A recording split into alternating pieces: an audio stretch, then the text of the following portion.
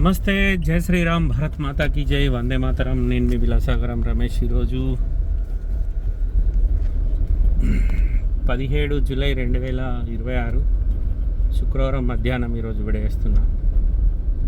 ఇందాక సోషల్ మీడియాలో ఒక న్యూస్ చూసిన.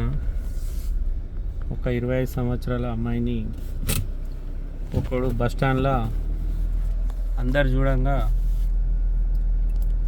కత్తితోటి పొడిచి చంపి అక్కడికి వెళ్ళి పారిపోయాడు. దూరంకి వెళ్ళి వీడియో తీసిరు కానీ దగ్గరకు పోయి కాపాడే ప్రయత్నం చేయాలి. రోజు రోజుకు మనుషులు ఎంత జిగజారుతురంటే, ఇప్పుడు అమ్మాయిని ప్రేమించినావు, అమ్మాయి నిన్ను రిజెక్ట్ చేసింది, అక్కడనే అయిపోలేదు గారబాయి జీవితం. అమ్మాయిని చంపితే నువ్వు ప్రేమించినవి ఎట్లా అవుతావు? రావులే. ప్రేమించినోడు దూరం ఉండి చూసి సంతోషపడాలిరా. నేను ఇష్టపడ్డ అమ్మాయి మంచిగా బతుకుతుంది, నన్ను వేసుకుంటే పాపం కష్టపడుతుండే కావచ్చు అని. ఇప్పుడు ఆమెను చంపినావు, రేపు మాపో నిన్ను పోలీసు వాళ్ళు ఎన్కౌంటర్ చేస్తారు. నువ్వు కూడా వచ్చినట్టే కదా. అటు మీ అయ్య పెడతారు, ఇటు వీళ్ళ అయ్య పెడతారు. ఏం సాధించినవరా? నీకు 25-26 ఏళ్ళు ముడ్డి కిందికి వచ్చినాయి. వాళ్ళ అమ్మ ఎంత కష్టపడి వాళ్ళ అమ్మ నాన్న పిల్లని చదువుంటారు. ఉట్టిగా పానం తిని ఇసొంటి నా కొడుకులకు చట్టాలు చేంజ్ అయ్యారు. వాడిని తీసుకుపోయి జైల్లో కూర్చుంటే పెట్టి డేట్ల మీద డేట్లు ఇచ్చి లాస్ట్కు ఆయన సత్ప్రవర్తన మంచిగా ఉందని ఇడిచిపెట్టుడు. ఆ మధ్యలో కూడా గట్లనే ఒక అమ్మాయిని ఫ్రిడ్జ్లో ముక్కలు నరికి ఫ్రిడ్జ్లో పెట్టినోని ఇప్పుడు ఆయనకి ఎగ్జామ్ రాయడానికి ప్రభుత్వం పర్మిషన్ ఇచ్చింది. వాళ్ళ నాన్న కోర్టు చుట్టూ తిరిగి వాళ్ళ నాన్న కూడా చచ్చిపోయింది పాపం, అమ్మాయి వాళ్ళ నాన్న. ఏం చట్టాలు సార్ ఇవి? దిక్కుమాలే చట్టాలు. న్యాయం జరుగుతుందని న్యాయం కోసం పోయినోడు ప్రాణమే వీక్తుంది. న్యాయం ఎప్పుడవుతుందో అని ఏమన్నా అంటే 100 మంది దోషులు తప్పించుకున్న పర్లేదు. ఒక నిర్దోషి డైలాగులు ఉంటాయి, నిర్దోషి తప్పించుకోవద్దని, శిక్ష అది కావద్దు ఇది కావద్దని. కళ్ళ ముంగట గంతమంది చూడంగా కోడిని కోసినట్టు మేకను కోసినట్టు కోసి చంపుతారు మనుషులను. వాళ్ళ కోసం ఇటో 10 మంది లాయర్లు, అటో 10 మంది లాయర్లు పైసలు తీసుకొని. ఈ న్యాయం ఏడ దొరుకుతుంది సార్ కామన్ మ్యాన్? ఇప్పుడు ఆ పిల్ల ఏం తప్పు చేసింది? పాపం కష్టపడి చదువుకుంది, నర్స్ అయింది, అయ్యబ్బకి ఇంత ఉపయోగపడుతుంది, వాళ్ళు 4 మెతుకులు తింటారు. ఇప్పుడు వాళ్ళ జీవనోపాధి బాయే, పిల్ల ప్రాణం బాయే, వాళ్ళు బతికి కూడా వాళ్ళ అయ్యవ ఏడిసి వాళ్ళు కూడా చచ్చిపోతారు. ఈ చట్టాలు, ఈ సెక్షన్లు, ఈ కోర్టులు, ఇవన్నీ తీర్పులు, కోర్టు చుట్టూ తిరిగి ఎవరో నిజాయితీ పరుడు లాయర్ వాళ్ళ తరఫున వాదిస్తాడు. 4 రోజుల తర్వాత ఆ పిల్లలు అయ్యవ కూడా ఇక మా బిడ్డ ఎవరిని వచ్చింది అయ్యా, ఇక మేమేం చేస్తుంది అని వాళ్ళు కూడా సపడేకుంటారు. అదే జరుగుతుంది మన దేశంలో. ఎంత ఘోరం! గంతమంది ఉన్నారు నీ దాన్ని సంపంగా తీసుకుపోయి ఆయనతో ఎవడన్నా బండలు పట్టి దూరంకి వెళ్ళి బండలు పట్టి అన్న కొట్టచ్చు కదా. ఆయన దగ్గర కత్తి ఉంది, ఆడు కొడతాడేమో అనిపించినప్పుడు బండలు పట్టి కొట్టి ఆయన పానం ఆయనకి దెబ్బ తాకి భయపడతాడు కదా. పట్టపగలు మర్డర్లు చేయబట్టి రిజెక్ట్ చేస్తే ఏమవుతుంది రా భయ్? ఆ పిల్ల కాప భూమి మీద ఆ పిల్లలే లేరా? అది కాకపోతే ఇంకోటి, నిన్ను ఇష్టపెట్టిన పోరి నువ్వు రేపు పొద్దుగాల నువ్వు మంచిగా బతికితే నేను చూసి బాధపడాలి. అరే నేను ప్రేమించిన అమ్మాయి, ఆ అబ్బాయి నన్ను బాగా ఇష్టపడ్డాడు, నా ఎంబడి పడ్డాడు, నేనే రిజెక్ట్ చేసి నా లైఫ్ ఖరాబ్ చేసుకుని ఆ పిల్ల బాధపడాలి. గది ప్రేమ? ఇదేం ప్రేమ రా భయ్? నాకు అర్థం కాదు. ఇక దీనికి సోషల్ మీడియాలో దొంగన కొడుకులు మెసేజ్లు కింద కామెంట్లు పెడతారు. వాడు మంచి పని చేసినావని పెడతాడు, వాడు ఇంకా నువ్వు అక్కడ వేసేది లేకుండా ఇక్కడ వేసేది అని పెడతాడు. సపోర్ట్ చేసే బ్యాచ్.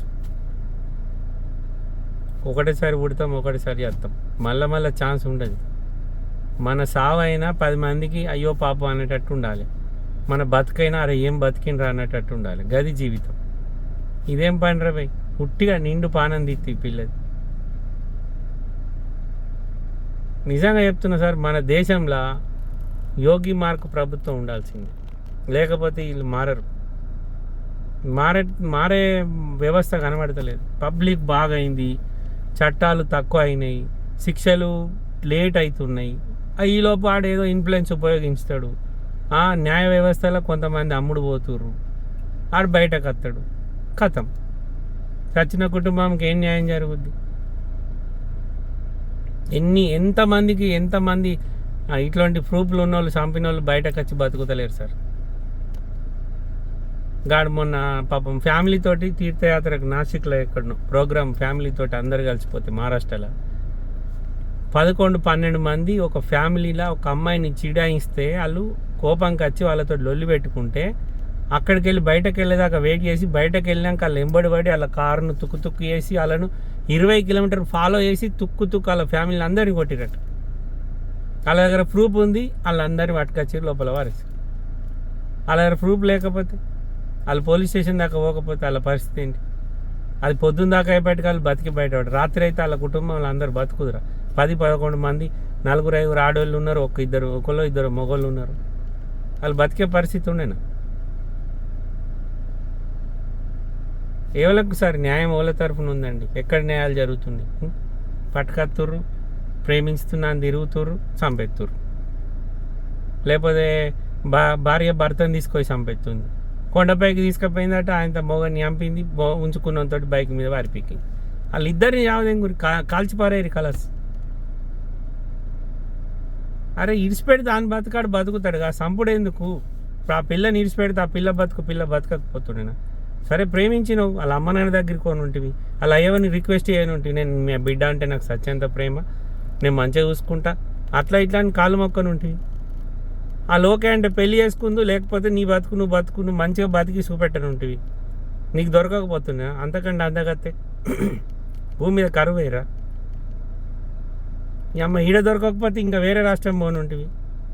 భారతదేశం కన్యాకుమారి నుంచి కాశ్మీర్ దాకా లగ్గం కాని పోరాని లగ్గం మస్తు మంది ఉన్నారు. మా దోస్తుకు 3 బిడ్డలు, ఊరంతా అన్నారు పాపం ఆడపిల్లలు ఎట్లా బతుకుతారో ఎట్లా పెళ్లి చేస్తారు. ముగ్గురు ప్రేమించి పెళ్లి చేసుకున్నారు కలర్స్. ఇప్పుడు వాళ్ళు మంచిగా మనవరాలతో ఆడుకుంటారు. బయట దేశాలలో అమెరికా, లండన్లో సెటిల్ అయ్యారు బిడ్డలు. పిల్లలు కానోళ్ళు వాళ్ళ ఎదుగుదల కొంచెం ఒక స్టేజ్ రాగానే అన్యాయంగా ప్రాణం తీసి వాళ్ళ గోస తలుగుద్దురా భయ్. ఆ పిల్ల నిజంగా చెప్తున్నా, చనిపోయిన పిల్ల ఏ రకంగా అయితే నరకయాతన పడి చనిపోయిందో, నువ్వు అంతకంటే దరిద్రంగా నువ్వు నీ కుటుంబం మొత్తం నాశనం అవుతుంది. నన్ను చంపగానే నువ్వేం పెద్ద హీరో కాదు.